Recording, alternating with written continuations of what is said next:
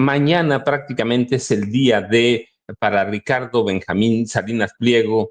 ¿Escuchaste lo que estaba diciendo Sí. en su alocución? Lo tienen apresado. Él dice que va a perder mañana, ¿no? Perdió desde el viernes cuando Exacto. la Suprema Corte enlistó en estrados que va a tratar 7 de sus 9 casos en la Suprema Corte, que equivalen más o menos con todos recargos y multas a 48,000 millones de pesos. Y por otro lado, en la Corte de Nueva York también le ha ordenado que pague 635 millones de dólares que debe y tiene pendiente el caso AT&T, que no sabemos la cantidad exacta, pero está atrapado prácticamente, está desesperado y yo decía iniciando que va a hacer lo que sea, trampas, maromas, amenazas, amaga prácticamente con la violencia, pero está atrapado, Jaime. Sí, estaba escuchando esta alocución del señor Ricardo Salinas, primero la puesta en escena, ¿no? Con las banderas de México, atrás de Fundación Azteca, con la Virgen de Guadalupe, por supuesto, el estandarte que habría llevado el cura Hidalgo para iniciar la lucha por la independencia. Miren esta composición de escena. No, no, no, no, no, no. Bueno, ya se cree el cura Hidalgo, ¿no? Bueno, y luego el discurso, yo no sé quién se lo hizo, pero evidentemente le ha caído, le ha calzado como un calcetín a la medida porque Ricardo Salinas Pliego ha sido un demagogo toda su vida, pero además un demagogo muy limitado en cultura e inteligencia, porque echa mano de la demagogia barata, de la demagogia más chabacana, para presentar a los que ahora le cobran sus impuestos atrasados, que estuvo 102 recursos presentó, 102 amparos presentó a lo largo de varios años, 102 amparos para no pagar, para no cumplir con sus obligaciones fiscales. Y ahora resulta que quienes le cobran son unos zurdos de mierda, son unos parásitos. Dicen que el Estado mexicano lo está parasitando, que el pobrecito sufrido ha tenido que trabajar toda su vida para que el Estado lo haya parasitado. No, señor Salinas Pliego, aquí el gusano, el parásito es usted, que ha estado parasitándonos a todos nosotros. No se confunda. No, y luego claro, esta es otra parte de otro análisis que tiene que ver con mi propia biografía, porque tú sabes, Paco, que yo cubrí cómo se gestó la caída del muro de Berlín. Yo estuve cubriendo la caída del muro de Berlín y estuve cubriendo la forma en que se colapsó la antigua Unión Soviética. Y este tipo es un ignorante, de verdad, no sabe, no tiene ni idea de cómo se colapsó la Unión Soviética. No vamos a explicarlo aquí, no vamos a dar aquí una clase para explicarle al señor por qué razones colapsó. Pero este señor, al igual que muchos reduccionistas de aquella época, dicen que cuando colapsa la Unión Soviética, el capitalismo más voraz, más salvaje, es el que sale triunfando. Y Salinas se monta en ese capitalismo más voraz, que le paga una mierda a sus trabajadores, que cobra intereses como agiotista en sus bancos, o cuando vende a crédito. ¿Y quién es aquí el gusano parásito? ¿Quién es aquí? El que ha parasitado a gente humilde, que ha comprado, qué sé yo, una moto para trabajar como repartidor de comida.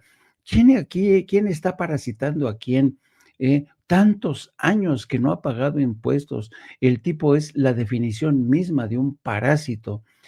No, no, no, este parásito, este gusano ya merece lo que durante tanto tiempo estuvo él propiciando, que el próximo jueves o viernes a más tardar decidan su suerte. A pagar, señor, que tome chocolate y pague lo que debe.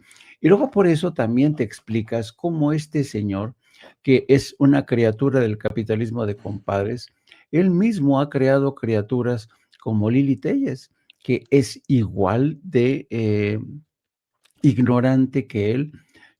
Parece que no pasaron por la secundaria siquiera, son tremendamente ignorantes, pero tremendamente hocicones, ¿eh? son tremendamente bravucones, se la pasan de soflama en soflama, de insulto en insulto. ¿Por qué? Porque no tienen una formación consistente, no están a la altura de un país que es otro país, y por eso quedan reducidos a su condición de meras marionetas, de meros gusanos rastreros estos personajes.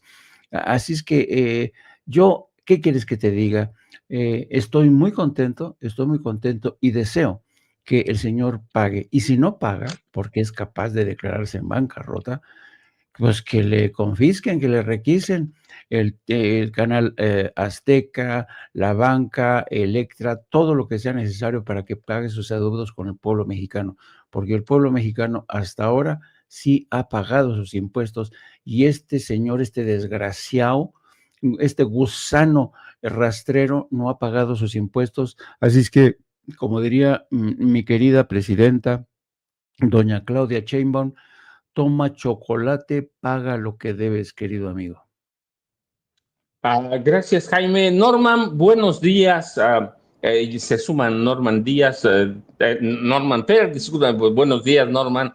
No lo veo con el bastón, tampoco al maestro Jaime Hernández. Yo traigo el mío por aquí, del otro lado, pero, Norman, es el día de mañana. Está acercado Ricardo Benjamín Salinas Pliego, está dando pataleos de ahogado y yo veo una campaña virulenta a partir de ya, que ya la tiene desde hace mucho, pero se va a montar una campaña virulenta para tratar de desestabilizar al gobierno de Claudia Sheinbaum Pardo. No sé cómo ves tú ese tema, pero mañana, entre mañana y las primeras horas del viernes, se deciden 7 de los juicios fiscales o por evasión que va a decidir la Suprema Corte de Justicia de la Nación. Hola Paco, buenos días al maestro Jaime, buenos días a la audiencia. Claro que sí, pues con mucho gusto doy mi opinión. Realmente nosotros los mexicanos hemos estado esperando durante mucho tiempo que Ricardo Salinas Pliego finalmente enfrente sus compromisos de carácter fiscal, como lo hacemos todos los mexicanos. Y claro, mañana va a ser el jueves, mañana es jueves. Mañana jueves será quizá el gran día para que partan, para que se analicen y finalmente se rechacen aquellas suspensiones que había logrado con con los antiguos ministros que formaban la Suprema Corte de nuestro país. Yo creo que va a ser un día importante, no solo para la hacienda mexicana, sino también para todos nosotros que consideramos este individuo pues tiene que pagar como lo hacemos todos los mexicanos. Y bueno, es increíble que ahora, fíjense nada más cómo se cuelgan de cualquier acto de barbarie, ¿no? Cómo ahora usa hasta sombrero un tipo que siempre se asumió como terriblemente citadino y ahora tiene un sombrero que por supuesto que no lo asocia con ningún movimiento, ¿no? Porque todos sabemos quién es él. El querer actuar en términos políticos le reduce, porque si como empresario no es un tipo prestigiado, imagínense como político. Este tipo, bueno, es un heredero de un pequeño trono que le dejaron y que fue acrecentando en términos patrimoniales a través de mecanismos poco claros, yo diría que sospechosos. Tenemos el antecedente de cómo se hace de Canal 40, tenemos el antecedente de cómo compra TV Azteca, etcétera. Bueno, hay cosas que son fáciles de entender y quizá mañana, jueves, podamos tener una buena parte de esos 75,000 millones de pesos que deuda.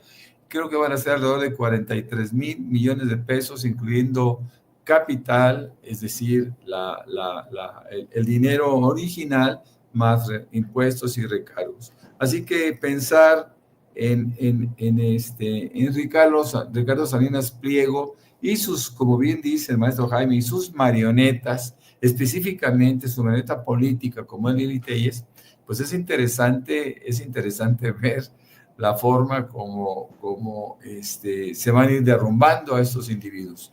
no tienen mucho sentido su participación, no tiene justificación social. Por ejemplo, el hecho de que esta mujer esté ocupando una curula en el Senado, como el mismo Salinas Pliego, no tiene justificación para que todavía el gobierno le mantenga la concesión de TV Azteca y le permita seguir explotando a sus trabajadores y también a sus clientes a través de Electra y una serie de negocios que ha ido desarrollando con el mismo sentido, aumentar su patrimonio. Pensar en esta gente es pensar probablemente en lo peor que le pudo haber pasado a nuestro país. Así que bueno, pues vamos a ver mañana, hay que estar expectantes, hay que ver qué sucede. No importa que Lili Téllez declare que se arrepiente de haber creído en Andrés Manuel López Obrador. Yo me acuerdo, acabo de oír una pequeña entrevista en donde decía que ella fue engañada porque durante 3 veces le había hablado el expresidente López Obrador para invitarla y ella se había negado porque consideraba que ella era de derecha y Morena era de izquierda y no había compatibilidad de pensamiento, pero que en una cuarta ocasión que le habla el expresidente y le dice que busca pluralidad, y eso sí es cierto, por lo menos que buscaba pluralidad, ella cede a sus encantos y dice, ok, está bien, voy a ir para ganar las elecciones. Pero no hay que olvidar que estas elecciones que gana Lili Téllez lo hace de la mano absolutamente de Durazo, que era su compañera de fórmula, y del expresidente López Obrador, que con su prestigio político, con su caracterización abierta del mejor luchador social que ha habido en este país, bueno, pues fácilmente ganó, ¿no? Pero yo quisiera saber, a ver si es capaz de ganar un pequeño municipio del estado de Sonora, donde, por cierto, no la quieren y seguramente tienen razón de hacerlo, ¿no? Ah, sí, Ceci, por ahí creo que teníamos ese video pequeñito, ¿no? Como menos de 40 segundos de Lili Téllez, creo que es el número 1, Ceci, ¿cierto? Que me arrepiento de haberle creído a López Obrador. Yo lo he dicho con toda claridad. No me va a alcanzar la vida para arrepentirme de haberle creído a este mentiroso. Y muchas personas me dicen, pero ¿cómo le creíste? Si tú eras una persona preparada, una periodista, etcétera, etcétera. Pues me convenció y le creí de verdad. Por eso, cuando hice la campaña al Senado, hablando sobre la corrupción que yo había documentado toda mi vida, lo hice completamente segura y convencida de que AMLO no iba a ser radical y de que iba a combatir la corrupción.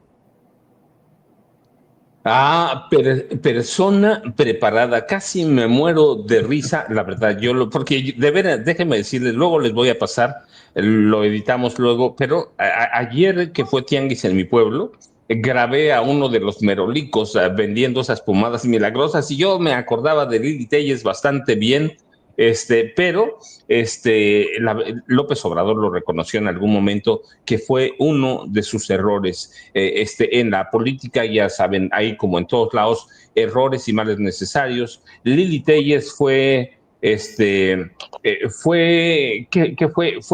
un error de Andrés Manuel López Obrador, fue un error de Morena y es un error de la vida porque es una mujer no solamente impreparada, es una mujer, para mí, es una analfabeta política completamente, que no tiene argumentos, que no tiene nada, por eso todos los días tiene que gritar, por eso todos los días tiene que ofender en el Senado de la República.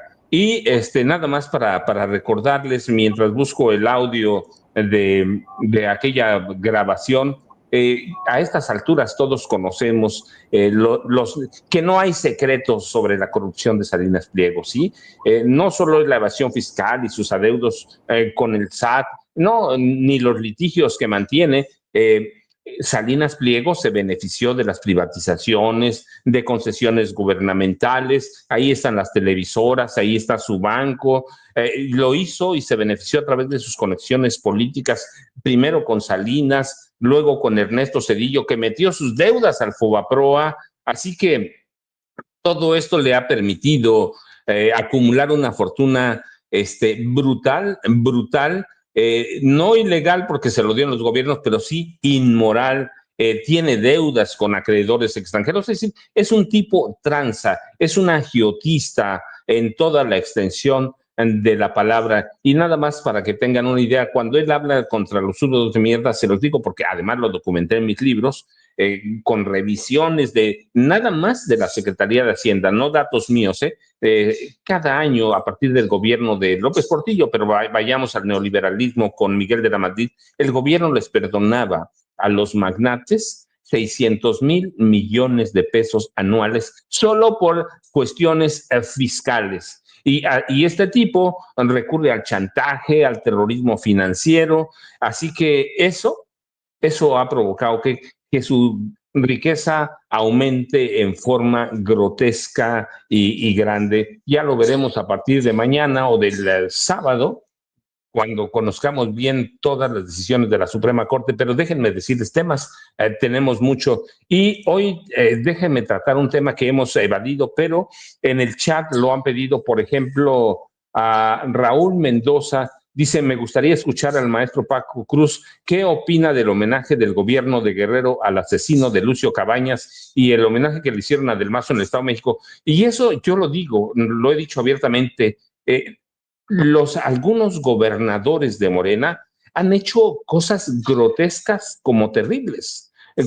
La maestra Delfina Gómez Álvarez, lo dije en su momento, le rindió homenaje a uno de los gobernadores más corruptos del Estado de México, Alfredo del Mazo González, uno de los hombres que representaba a la perfección, de pies a cabeza, al grupo Atlacomulco. Hoy, Evelyn Salgado Pineda le rindió homenaje a uno de los gobernadores más sangrientos, más salvajes, más represores del estado de Guerrero, del estado de la historia de México, a Rubén Figueroa, acusado de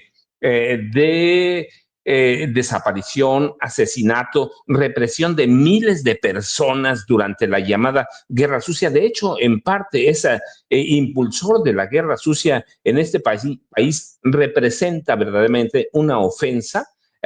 Para todos los mexicanos debe representar una ofensa que una persona de Morena, Evelyn Salgado Pineda, le rinda un homenaje. Verdaderamente a mí me parece grotesco, me parece violento. Si hay un gobernador en la historia del país que violó todos los derechos humanos, fue Rubén Figueroa, y tienen razón, es el asesino del maestro Lucio Cabañas Barrientos. No hay organización de derechos humanos en el Estado Guerrero, organización civil de derechos civiles, que no condene, y nosotros también. Hay que condenar a Rubén Figueroa.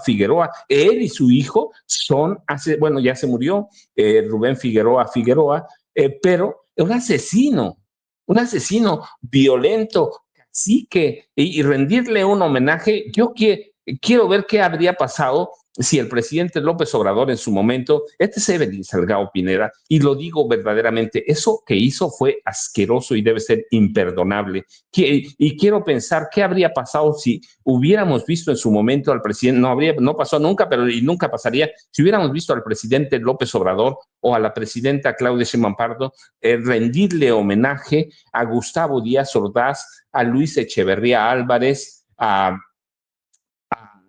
José López Portillo. Verdaderamente habría sido de pena. Si Figueroa, a pesar de ser uno de los gobernadores más sanguinarios que ha tenido este país, recibió un homenaje de Morena, de Evelyn Salgado Pineda, la hija de Félix Salgado Macedonia. La verdad es que es la estirpe de gobernadores asesinos Figueroa, y a mí me da pena verdaderamente hablar de eso, pero hay que condenar eso que hizo Evelyn Salgado Pineda. No sé qué opinen Jaime y Norman, a lo mejor me estoy excediendo, pero para mí, Rubén Figueroa representa ese pasado de México que no debió haber nunca existido, pero existe.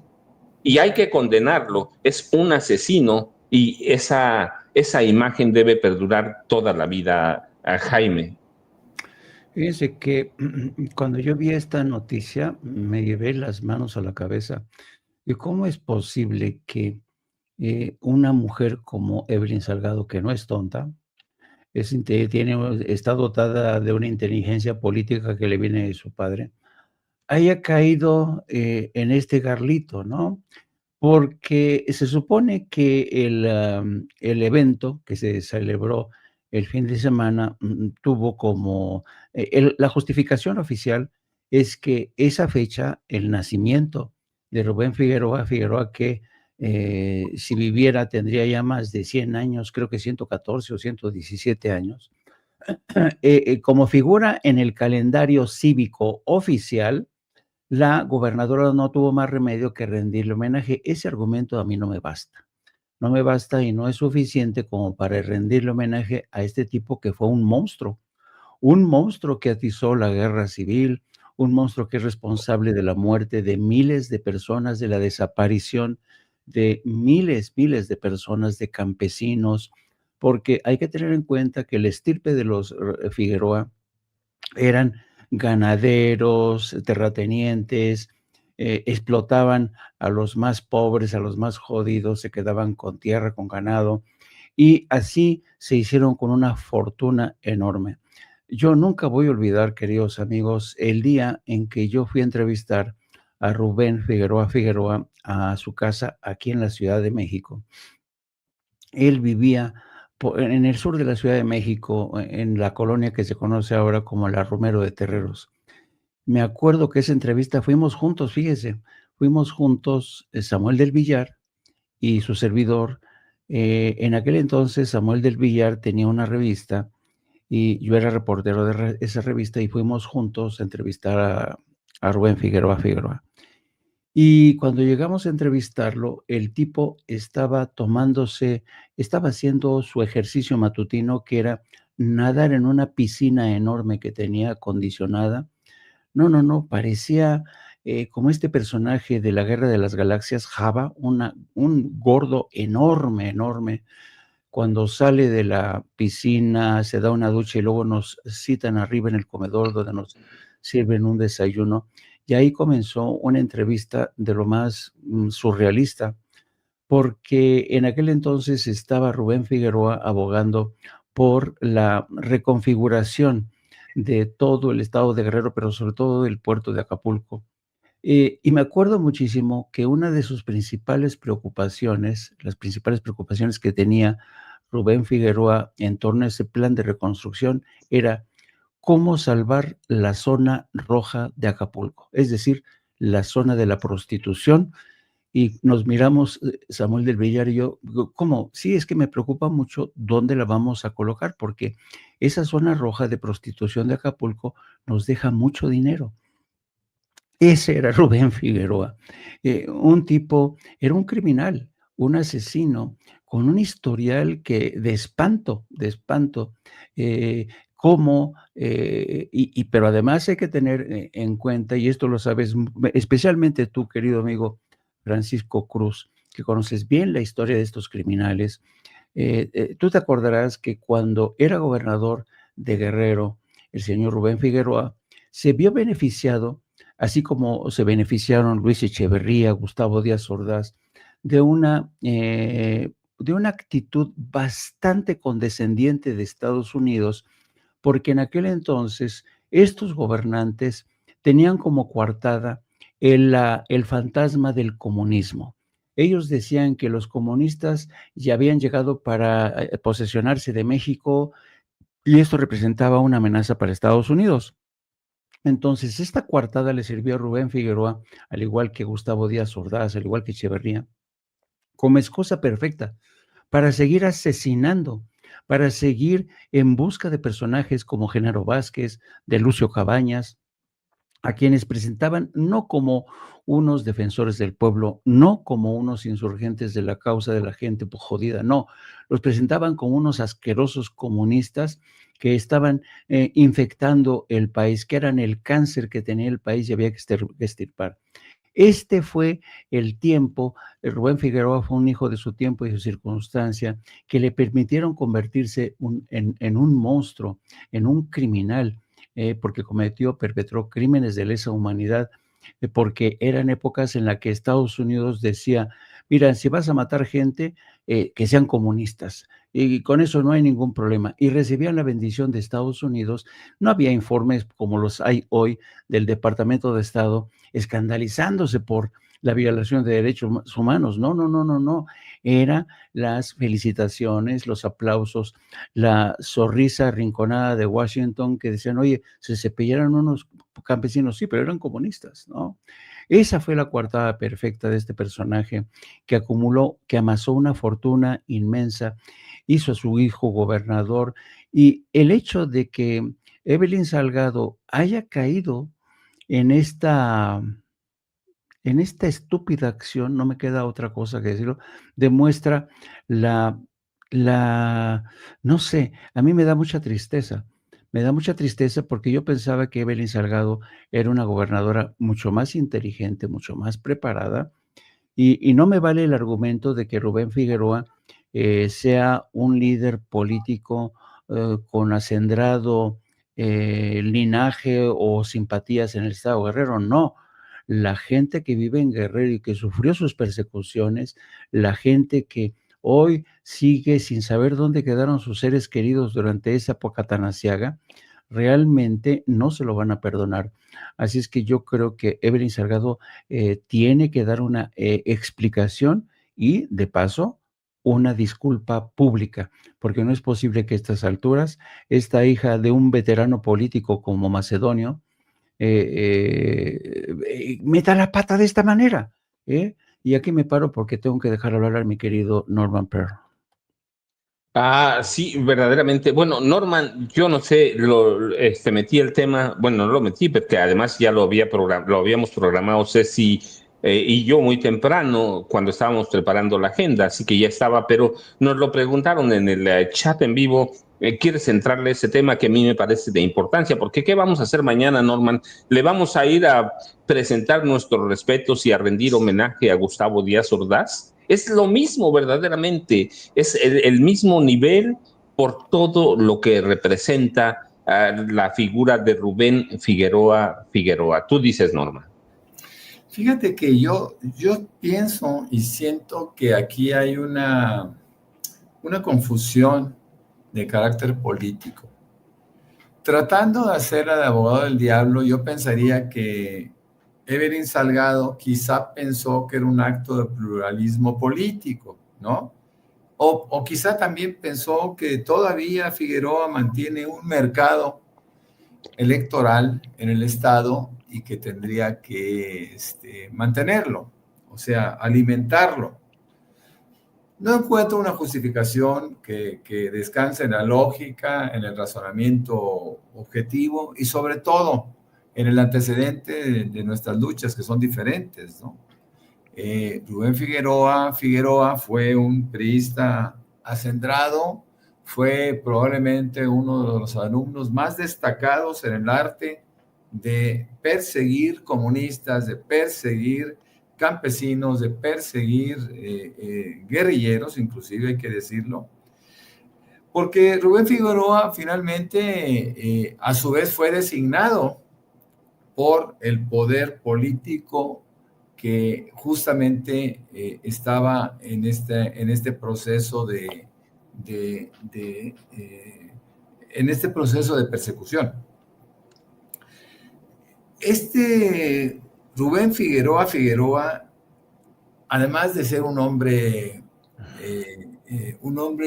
terriblemente perverso, fue un tipo que se hizo acompañar por un grupo paramilitar que siempre lo protegía y que siempre buscaba salir adelante en un entorno complicado. Me acuerdo perfectamente bien de una especie de autosecuestro que se dio en el estado de Guerrero y que él decía que había sido a manos de Lucio Cabañas, en fin.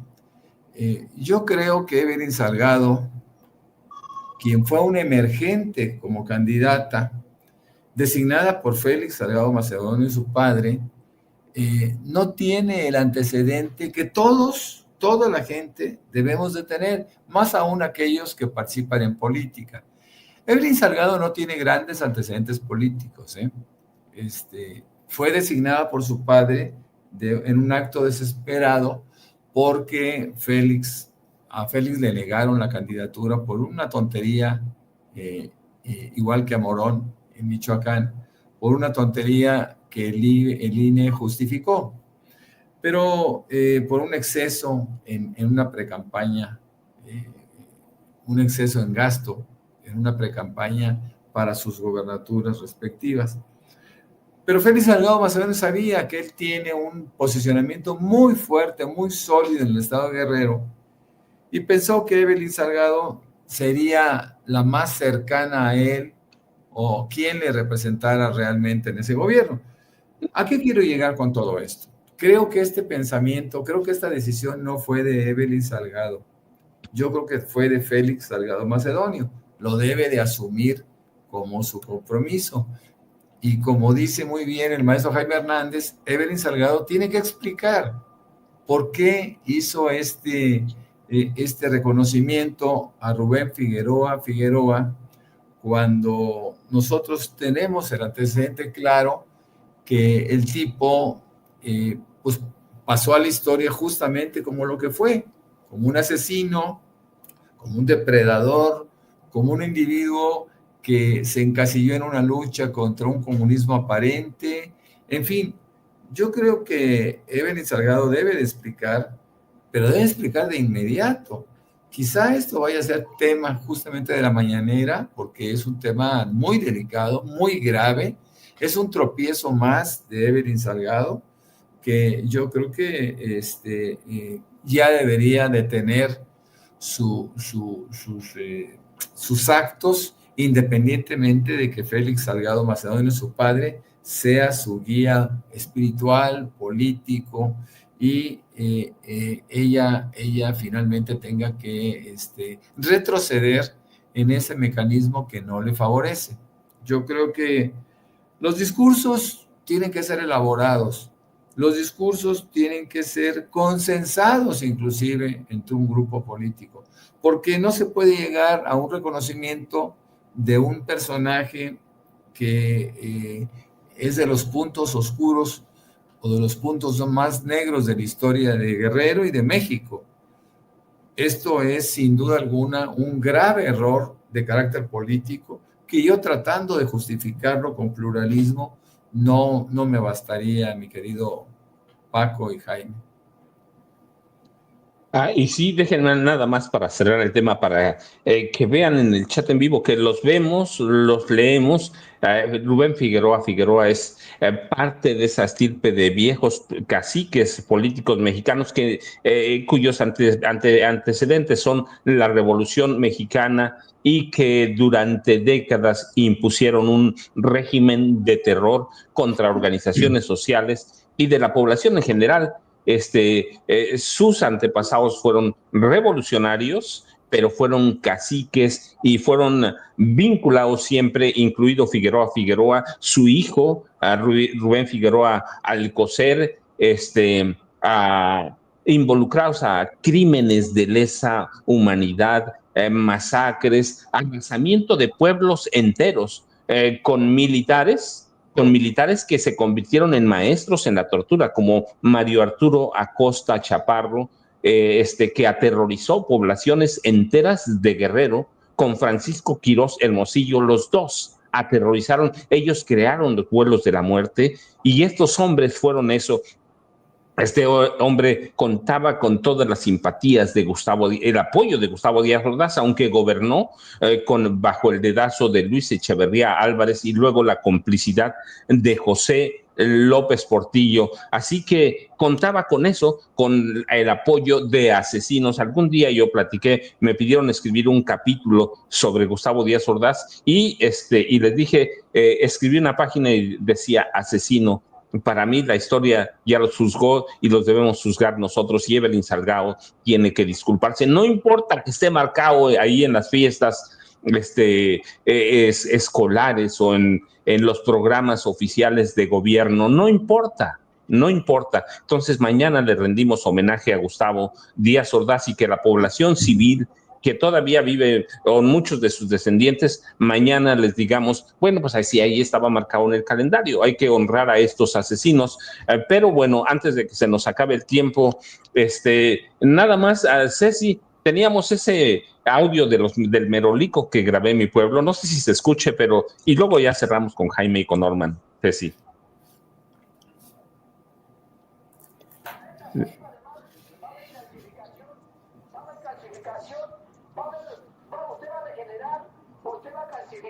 Y aparte va a haber lubricación para las articulaciones, va a haber una lubricación para las articulaciones que muchas veces nos hace falta, porque a través de los días, de los meses, de los años, nosotros nos vamos acabando. A través de los años, a causa de nuestra edad, pues nos va a hacer falta a causa de nuestra edad, porque siempre se nos van a ir deteriorando los huesos se nos van a deteriorar, y muchas veces nos va a costar ya trabajo caminar. Nos va a costar trabajo sentarnos, agacharnos, movernos, porque ya no va a haber lubricación, ya no va a haber calcificación. Tableta, saliva de mar, va a haber calcificación.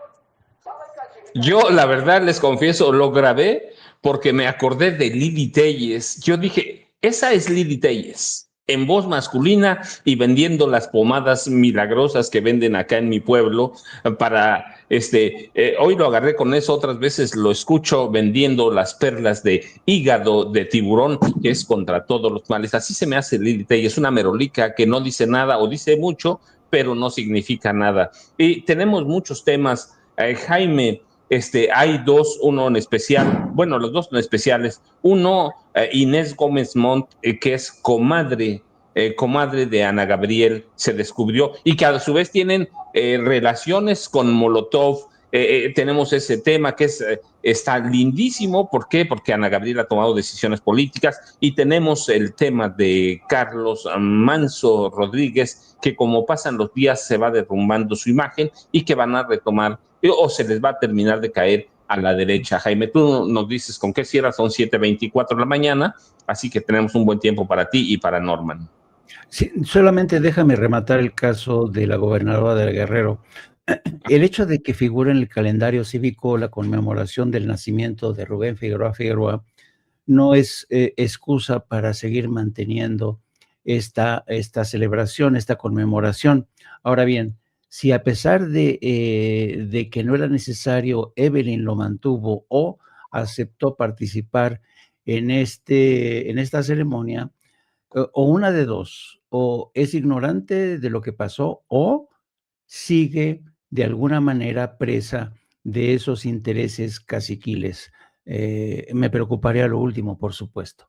Bueno, y pasando al tema de Inés Gómez Montt y la relación que tiene con la señora Ana Gabriel, yo comentaba ayer porque el querido Julio Serroa me pasó parte de su última investigación, compartió parte de su última investigación, y resulta ser que la señora Ana Gabriel es íntima amiga de del matrimonio de los Gómez Montt. Ahí la vemos, vean todos, era una íntima relación que tenían estas dos mujeres, a tal grado que cuando emprenden la huida los Gómez Montt, esta señora, Ana Gabriel, les compra un apartamento que tenían estos en Nueva York, pero al cash, se los paga al cash, para que esta gente, Inés Gómez Montt y su esposo, dispusieran de dinero para seguir en su huida hacia adelante, hacia ninguna parte. Se sabe entonces que esta mujer forma parte del entramado de amiguis de esta señora Inés Gómez Montt, que ahora está prófuga de la justicia. No sabemos bajo qué argumento la dejaron libre cuando apresan a su esposo, que está hoy retenido en un centro de inmigración de Miami. Yo no dudaría que Inés Gómez Montt haya sobornado a los agentes de inmigración que iban por ella para dejarla libre con sus hijos. Pero el hecho es que Ana Gabriel, que durante un concierto pidió defender ese México que todos, y lamentando la muerte de Carlos Manso, se me hace que esta señora Ana Gabriel, que por cierto también le rendía culto a Vicente Fox y a Martita Fox, ahora resulta ser que es una paladina de la defensa de las libertades en México. Y finalmente el caso de Carlos Manso, qué tristeza. Fíjense que desde la derecha sobre todo nos han querido vender la historia de un Carlos Manso que era un héroe, lo han convertido en un santón de la derecha. Y yo no dudo de que Carlos Manson hubiera estado dotado de grandes cualidades como político, tenía inteligencia, tenía una astucia increíble, pero también el señor Carlos Manso era compañero de viaje de ciertos personajes de dudosa reputación, criminales. Ayer mismo veíamos en nuestro programa de 7 a 9 con Norman Pearl cómo hay imágenes, no me refiero a las del señor Alasraqui, que son bastante reveladoras, porque el señor Alasraqui, que se declaró amigo íntimo de Carlos Manso, lo entrevistó para Typical. Ahora está indignado el señor Alasraqui porque según él lo balconearon y según él esto es obra de la mano peluda de Andrés Manuel López Obrador y la presidenta, que filtraron a través de Jesús Ramírez Vázquez este video para tratar de ponerlo y presentar a Carlos Manso como un personaje dado a tener relaciones poco honorables. Sí, y déjenme nada más poner un video rapidísimo. Yo no sé con lo que vaya a cerrar Norman, pero tenemos un audio de Alarraqui, ¿no? Y cómo explota cuando lo acusan de recibir dinero, que en realidad todo el mundo lo acusa. Yo mismo dije, ese maletín tiene algo extraño, porque en este país los dineros históricamente se reciben en maletines. No sé cuánto dura, Ceci, pero tenemos el video número 10, por favor. No sabemos qué bolsa ni de quién era, pero los hijos de puta que difamaron a Typical dijeron lo siguiente, que Carlos Manso vino a hacer un programa y me trajo dinero. ¿Sí? Y que estábamos haciendo un plan todos los priistas, porque estaba Rubén Moreira, estaba Mario Di Constanzo, Rubén Aguilar y Jesús Ortega, que iban a entrar a hacer su programa en vivo, que lo hacen en la cocina. Mientras arreglaban el equipo y demás, aquí estuvimos platicando y yo les presenté a Carlos, porque pues, aquí estaban. Rubén, en buena onda, le empieza a dar un consejo a Carlos. Sí, lo vi bien, mira. Ok. Dijeron los que ya sabemos quién, ya está detectado quién lo hizo, son las gentes de Jesús Martínez, o como se llama, Mendoza. El de comunicación. No, Jesús Ramírez Juárez. El bañagatos. Es de él. Ese pendejo. Primero chinga tu madre. Sí, que tú eres madre. Segundo, no se te ocurra tocarnos a nosotros, porque yo sí sé muchas historias tuyas y no te conviene. Te lo digo desde ahorita. Vuelves a tocar, vuelves a difamar este canal, te voy a ir de la chingada, de eso me encargo yo. Ok, eso fue lo que pasó. Qué miserables son, ¿no? ¿Sabes lo que dijeron en el video? Que me estaba dando Carlos dinero para que lo saque yo. Y qué bueno. No, y que se reunía con el PRIAN y no sé cuántas cosas, ¿no? Es una cosa, Carlos, qué bueno que lo explicas. Sí. Es muy importante que nosotros mismos y tú mismo lo expliques. Sí, con eso ya es suficiente. Que Carlos Manso vino a hacer un programa. Es suficiente. Norman, ¿con qué cierras? ¿Con qué nos dejan? Bueno, primero Jaime Hernández a las 2 de la tarde, ¿cierto? Así es, a las 2 de la tarde los espero con mi querido Yago Batusay y mi compañera de vida, la periodista Lourdes Salas, a quien todos conocen como Hildy. Los esperamos a las 14 horas. No se pierdan el gran editorial de Yago Batusay, que es capaz de diseccionar cualquier tema en 5 ladridos. Ayer se metió, pero duro, contra el señor Alasraqui. En fin, así es este programa. Vamos a hablar hoy, pues, de todo esto que se viene ya para el fin de semana, la famosa marcha, la presencia de la CENTE en el Zócalo, etcétera, etcétera, etcétera. Ahí nos vemos. Norman, ahora sí, ¿con qué cierras? ¿Con qué nos dejas? Y ya saben, de 7 a 9 con Norman Pearl. Fíjate que es un momento para hacer una elucubración, ¿no? Yo creo que Félix Salgado Macedonio está preparando su salida de Morena y este puede ser un motivo suficiente para que se vea esa eventual salida con cierta naturalidad, porque está quedando bien con los caciques, con los priistas, con la gente de Guerrero, y más aún sumando su propio mercado electoral, que hay que decirlo, es muy grande, es el más grande de Guerrero. Con respecto al comentario de Alarraqui, fíjese que el comentario de Alarraqui pues ya es natural, siempre dice lo mismo, en los mismos términos, con las mismas palabras.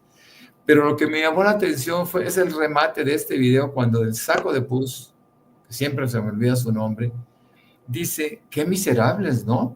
O sea, ¿cómo es posible que un individuo con esos antecedentes sea capaz de indignarse públicamente por un evento que todo el mundo vimos, hombre? Fíjense, ese maletín que no bolsa, ese maletín que aparece en la mesa el día que se filma, el día que está Carlos Manso, pues era un maletín, no era, y dice Alarraqui, era una bolsa de mujer de no sé quién, que aquí la dejó, ¿no? Yo creo que quieren confundirse para confundirnos, pero no lo van a lograr. Yo creo que también que la lucha que tiene el pueblo de México contra esta gente es desigual, porque el 80% de los mexicanos apoyamos abiertamente a una transformación, a un México humanista, a un México que está yendo hacia adelante con cifras, con estadística que le favorece en su proceso de gobierno. Así que bueno, pues yo los espero. Me pueden encontrar como Norman F. Pearl, tanto en X, antes Twitter, como en Facebook, en donde tengo 2 cuentas. Y por supuesto, de 7 a 9 de la noche, tengo el privilegio de compartir el espacio con mis amigos Jaime Hernández y Paco Cruz. De 7 a 9 de la noche, con Norman Pearl. Nada más basta con que se metan a Norman Pearl TV y ya estamos juntos, estos 3 que hoy se están dirigiendo a ustedes, amable audiencia, sin censura. Yo, fíjense, antes de que se vayan, les voy a hacer una propuesta, no para hoy, pero la podemos ir trabajando. Hay que ver todos los apodos de los políticos, por ejemplo, de Javier Lozano Alarcón, el saco de pus que decía Norman, ¿no? La mataviejitas que ahí mismo está, no sé, podemos ir poco a poco elaborando, y la próxima semana nos podemos sentar, incluidos de narcos, por ejemplo, que se avientan unos apodos o alias bastante, algunos son muy creativos, otros pues los definen claramente. Cuando uno dice la marrana, ya sabemos de quién es. Aquí en mi pueblo, déjame decirle, hay un tipo que le dicen la marrana, ya sabemos quién es, y es uno de los capos, así que podemos, no sé si les guste la idea, pero bueno, si no, la voy trabajando ahí poco a poco. Pero Norman, Jaime, antes de que se vayan, gracias a los dos. Vicente seguramente está aterrizando allá en su pueblo, en Sonora, y va a aparecer a poco después de la mañanera. Pero muchas gracias, Jaime, muchas gracias, Norman. Nos vemos de 7 a 9 con Norman Pérez, nos vemos a las 2 de la tarde en No Apto para Cínicos, de 2 a 3:45 de la tarde, con el show de Jaime Hernández y Yago Batusaiz. Y a las 7 de la noche, ya saben, los 3 que tengo privilegio de acompañar a Norman y a Jaime, nos vemos a la noche. Así que muchas gracias. Hay que ir a tomar un cafecito. Yo, ya saben, autor de Las Damas del Poder, El Señor de la Muerte, Tierra Narca, La Guerra que nos ocupan, 4 de 13, y aquí estamos trabajando en Tierra Caliente con este frío, porque apenas estamos a 26, con este frío aquí estamos trabajando. Pero muchas gracias a los dos. Norman, un abrazote, les dejo, nos vemos al rato a las 7 de la noche. Gracias, Jaime, saludos a Yago Batusaiz. Sí. Solamente un apunte rápido, me encanta tu propuesta. No, ya llegó la presidenta, vámonos. Buenos días. Buenos días.